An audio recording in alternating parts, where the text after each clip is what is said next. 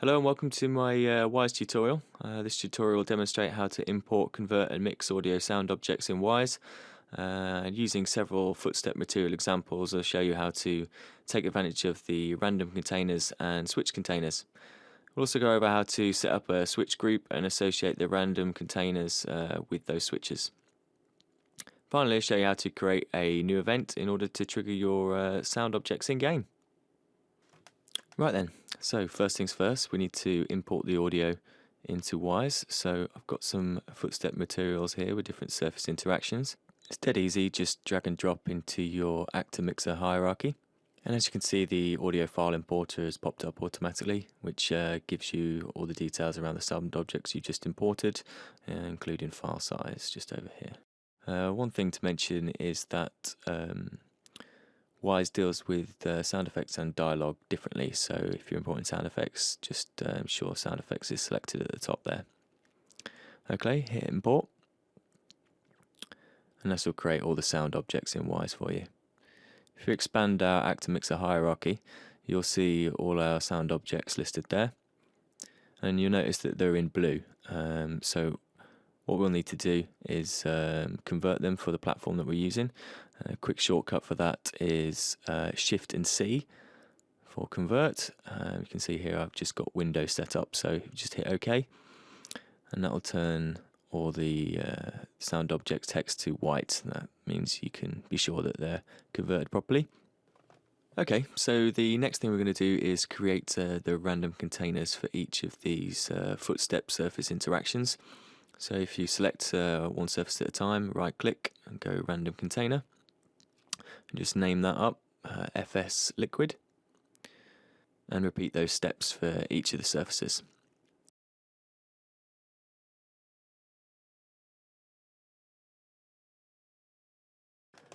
Okay, so once you've done that, we need to create a switch container for all of these random containers to sit inside. So this will sit above it in the hierarchy. Before we do that, in fact, let's just audition them and make sure they're all at a consistent volume.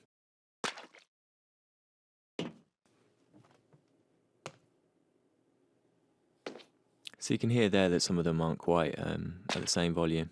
The liquid's really loud, and plastic and metal plate aren't so loud. So we'll just quickly adjust those. Just think a few dB off that one. -3 there.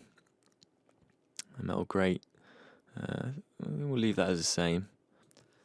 Metal plate, let's put that up by a couple of dB, +3 for that one, and plastic, +4 for that one. That was dead quiet. I should just mention that I'm pressing spacebar to audition these. Okay, metal plate's still a bit quiet, so let's give them another notch. There we go. Okay, much better. Okay, let's move on. Let's create the switch container. So if you just highlight all your random containers and right click and go parent switch container. Okay, let's name that ground materials now. Ground materials.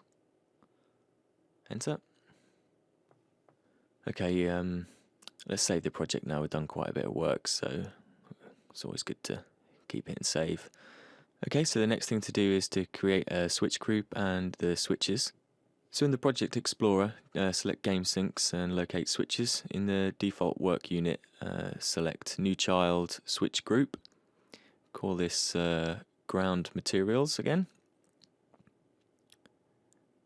Okay, now inside that Ground Materials switch group, we're going to create new child switches for each of the surfaces.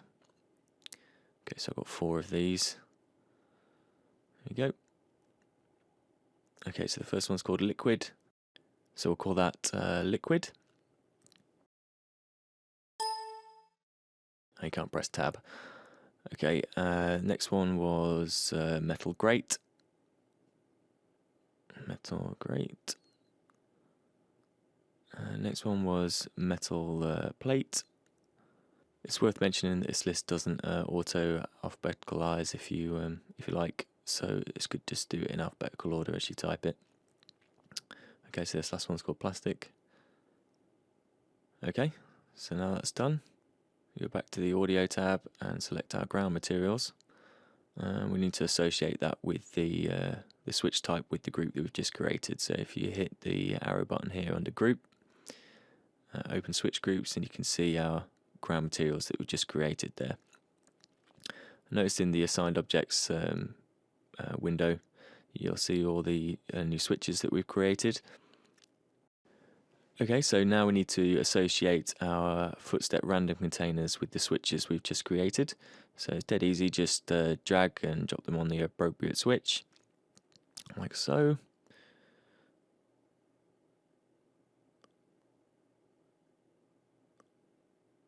Cool. Okay, next thing we want to do is audition the actual switches and kind of simulate the surface changes in game. So you just need to come down here and select switches, and then you get a little drop down list here. So you're kind of simulating how the switches are changing in game.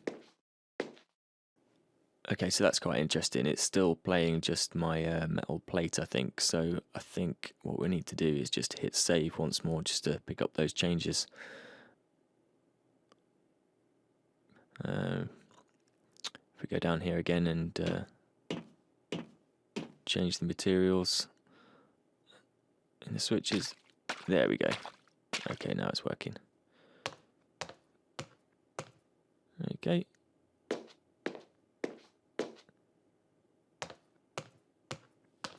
Nice. Now will probably be a good time to show you the schematic view, because we've created several layers in our hierarchy now, and it'd be good just to get a view of our audio pipeline from that perspective. So to open the schematic view, you can either go to layouts and then schematic, just here, or you can press Control Shift and S to bring it up. Okay, so here you can see the master audio bus as the very top of our hierarchy. If you select this plus button here, we'll peel back the layers and see what we've created. So here's our switch container, ground materials, and here are all our random switches that we created earlier for each of the footstep surfaces, and here are the individual sound objects. So you can extend them there, you can double click them to get to their properties, etc. Okay, so the final thing we'll need to do then is create an event so the sound objects can be triggered in game. So to do that, just select your ground material switch container, right click, select new event, play. There's several different options here you can choose, but the one we're interested in is play. You select that, and that's all there is to it. Save your project, and that's now ready to log a task with your programmer to implement them in game. Thanks for watching. I hope you learned something, and I'll see you next time.